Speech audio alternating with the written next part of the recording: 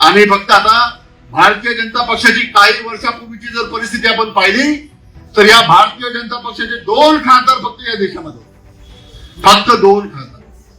2 खासदारानंतर या देशामध्ये राम मंदिर बाबरी मस्जिदचा मुद्दा हा भारतीय जनता पक्षाच्या माध्यमातून उचलण्यात आला आणि भारतीय जनता पक्षाचं जे थिंक टँक आहे, जे विचार करणारे लोक आहेत, त्यांनी हे लक्षात घेतलं होतं की जोपर्यंत या देशामध्ये जातीमध्ये धर्मामध्ये आपण भांडण लावणार नाही तोपर्यंत या देशाची सत्ता आपल्या हातामध्ये येणार नाही.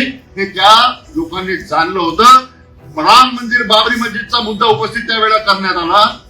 ज्या मुद्द्याची कोणाला फार कल्पनाही नव्हती त्या मुद्दा त्यावेळेला उपस्थित करण्यात आला आणि बाबरी मस्जिद पाडल्यानंतर राज्य बाबरी मस्जिदचा विध्वंस झाल्यानंतर ज्या देशाच्या लोकसभेच्या निवडणुका या देशामध्ये झाल्या, मी आपल्या माहितीकरता सांगतो की 2 खासदाराची भारतीय जनता पार्टी ही बाबरी मस्जिदचा विध्वंस केल्यानंतर 86 खासदारावर गेली.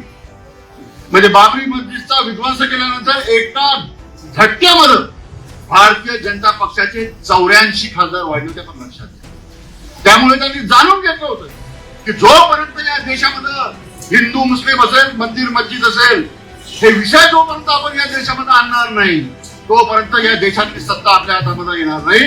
हळूहळू ते 20 समाजामध्ये पेरण्याचं काम या लोकांनी केलं आणि आज 2014 असेल 2021 असेल 2 पक्षाचा 2 खासदाराचा भारतीय जनता पार्टी 2014 आणि 2021 मध्ये स्पष्ट बहुमतामध्ये सत्तेवर आलं. हे आपण त्या निमित्तानं पाहिलंय आणि त्याला सर्वस्वी कारणीभूत जर कोण असेल तर या देशातला ओबीसी वर्ग आहे.